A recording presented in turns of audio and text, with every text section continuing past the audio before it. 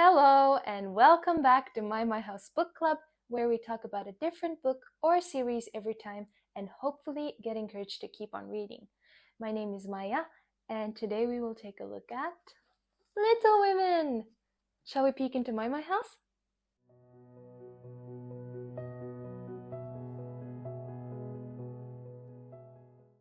Little Women was written by an American author called Louisa May Alcott, and the whole series, including 4 books, were published between 1868 to 1886. The first 2 books are considered semi-autobiographical and belong to the coming-of-age genre, and the last 2 books are considered children's books, although they include hints to Alcott's real life. Now, it's an absolute classic and it has never been out of print.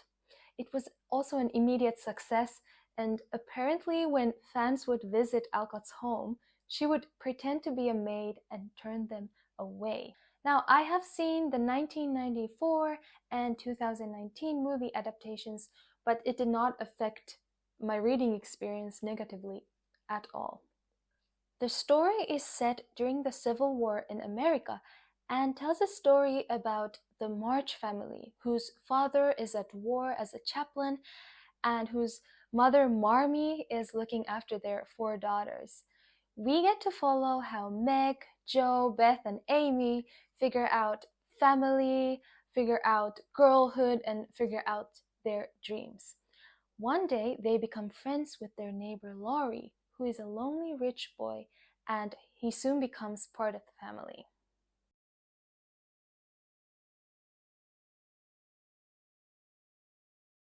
What should you expect when you start reading these books? Well, the first 2 books you should expect to enter this sweet bubble of warmth and love. The characters are really what carry this story forward, as they are lovable and true. I cried within 71st pages and then even more.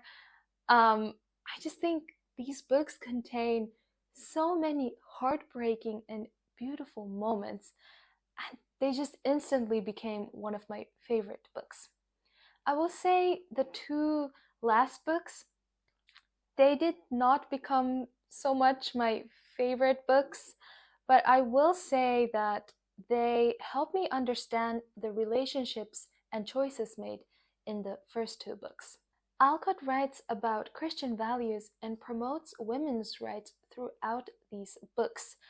She was actually a very interesting person who went through hardships, who didn't like fame she received, and had very strong opinions. Getting to know more about her personal story and experience writing these books made me surprised, but ultimately gave me a new experience on the story she told. Let's get into my favorite things, which are plenty. So, the first thing that I want to talk about is that every sister was important. They were all so different, yet they had this strong bond between them. And I think this bond is what made each of them shine. Meg, being the oldest, had to be the first to step out of the safety bubble and to see the world through the lenses of adulthood. Then there's Jo, who is stubborn and she has strength, and she has to learn to be patient and at times to let go. Beth, who was sensitive, quiet, and kind, showed her strength through her weaknesses. And of course, Amy, who loved sparkly material things but learned to find beauty in things that truly mattered. Can I just say, the 12-year-old Amy said some of the funniest things in these books, and I probably don't do justice, but I'll give you a few examples.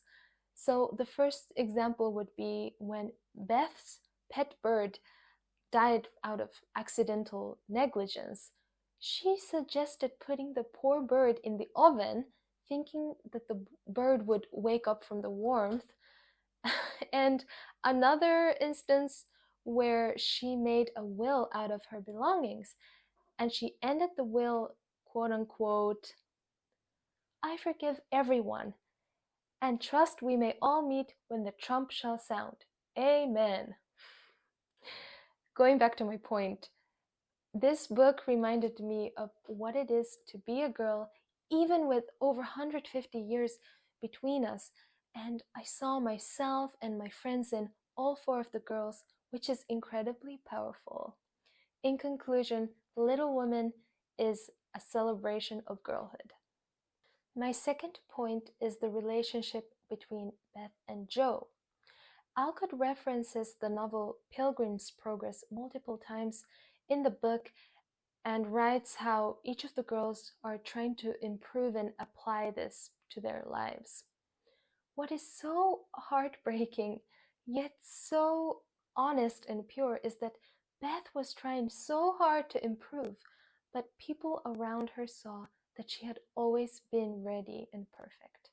When Beth first got sick, Jo said that Beth is her conscience and she cannot let go of her.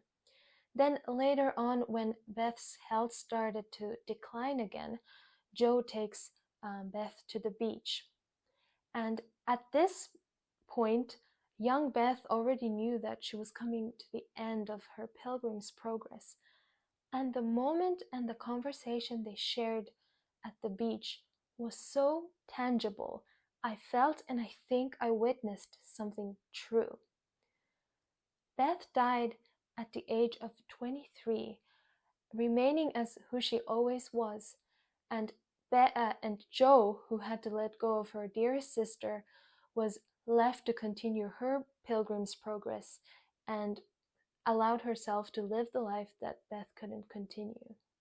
Third point, I think the last two books showed why it was better that Jo ended up with Mr. Bear. I hope I pronounced it right. And Laurie ended up with Amy. I think they all had purposes to fill in life, and these relationships supported them. In my opinion, I loved Mr. Bear, and I think he was perfect for Jo and the Plumfield boys, and he actually shared similar qualities to Beth, for example, humbleness and kindness. There is a realization and a point in real life too, which I'm sure you have experienced, where we know that some things belong in the childhood and we can never go back to them completely, even though they remain a beautiful memory and a crucial part of who we are. And I think this is exactly what happened with Laurie and Jo's relationship. The final point is that I love how between all the goodness, Alcott sometimes writes these moments that are a little bit more scary, and I couldn't help but laugh and think that she must have enjoyed writing these moments tremendously. So, for example, in the third book, Little Men, there is a scene where kids are burning their toys, and this turns suddenly into a horror scene as the kids watch their favorite toys wiggle in the fire as they were in pain or something. Not to mention the very final book, Plumfield Boys, where Alcott writes that she is tempted to end the series with an earthquake that perishes everything, but won't do it because of her friendly readers. Things I didn't like or found challenging. The only thing that I didn't find natural in the first books was the love confession between John Brooke and Meg. Sure, there was some build up to it, but when it happened, it exploded like a soap opera, which on one hand can give you butterflies, but on the other hand can feel very out of character for them. Then going into the last two books, the school of Plumfield was so ideal, it was a bit unbelievable, although I guess it's perfect for escapism. And in Little Men, Jo was a bit annoying as she laughed at the end of every sentence. I think overall the writing was maybe not as good as in the first two books, although Little Men I did enjoy reading. Yeah, I just felt like I lost contact and understanding with some characters like Meg, and some characters I couldn't catch at all. There were just too many storylines and not enough time to dive into them. I will say that Dan's story really shone through in Little Men and Plumfield Boys, and I was really curious about his relationship with Joe. I think Dan's character brought out characteristics in Joe that I had really wanted to see and showed very clearly Joe's purpose in life. The ending. I really liked how the first two books ended in a scene that reminded me of the beginning. It was Marmee and the girls, even though Beth was present in a different way. I I also hoped or was waiting for Joe to go on an adventure because she had mentioned it a few times, but the books end before letting us know what happens. So I just hope she got to go on her adventure. Maybe she got to go through the children that she helped raise or through the stories that she wrote. You can probably tell that I love Little Women with all my heart, so I will never stop recommending it. If there are some men out there who are maybe not so interested or a bit hesitant to read Little Women, I still encourage you to do it because these books are perfect for seeing the world through the eyes of girls. And I think you will find your daughters, your sisters, mothers, and friends within these pages. I will give the first two books a perfect score of 1, 2, 3, 4, 5 bright bells as the girls were, and the two last books I will give 1, 2, 3 bells out of 5. Thank you so much for joining me today. I hope you enjoyed the video. Please let me know what your thoughts were while you were reading these books. Even if your experience was completely different than mine, I'm still interested in your opinion. So, what else is there left to say than see you at the next adventure?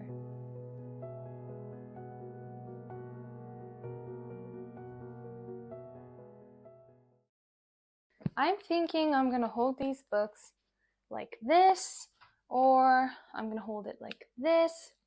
こことか大丈夫? Let's get into my favorite. So, no soul. They shared this regime. Yeah, because it's bar. So basically it's umlaut. 1868 to 1886. Test 1 2 1 2. That's my mic. Yeah, I did this last video. I don't know why. I'm not even Italian.